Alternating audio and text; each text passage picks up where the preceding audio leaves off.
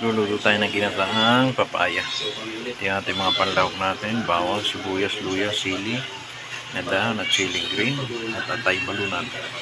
At si Coco Mama. Magigisa muna tayo ng bawang, sibuyas sa ating pinagsama-sama na yan.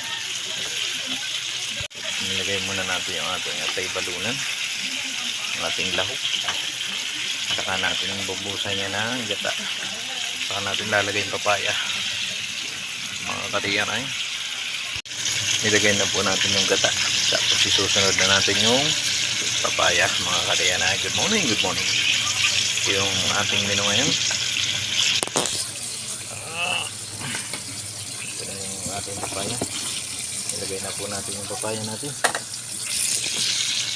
Ating hahalo-haloin na. Balikan ko kayo maya maya. Ito na po yung ating ginataang papaya na may lahok ng atay balunan ng manok. Ito yung ating ginataang manok na may papaya. Hindi pala ginataang papaya na may atay balunan. Ayan na ang ating result. At maya maya antayan-antayan lang natin. Igay-igahin natin ang kaunti yan. Saka lalagay natin ang talbos ng sili. Mga katiyan ay good morning, good morning. Po natin ng kaunting toyo para magpula-pula ng kaunti ang ating ginataan. Yung nangangamoy-ngamoy na.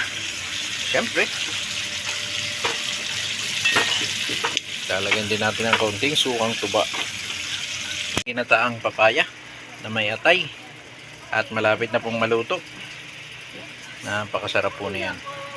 Ginataang papaya na may atay balunan ng manok.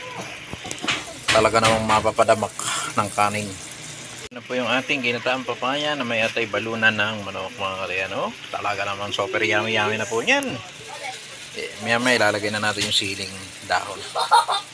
Pinalalambot lang natin maigi pa yung papaya. At ito na po yung ating ginataang papaya na may atay balunan ng manok. Luto na po. Naglalangis-langis na ang ating atay balunan. Ginataang papaya na may atay balunan. Yummy. Maraming salamat at magandang umaga sa inyo lahat. God bless all.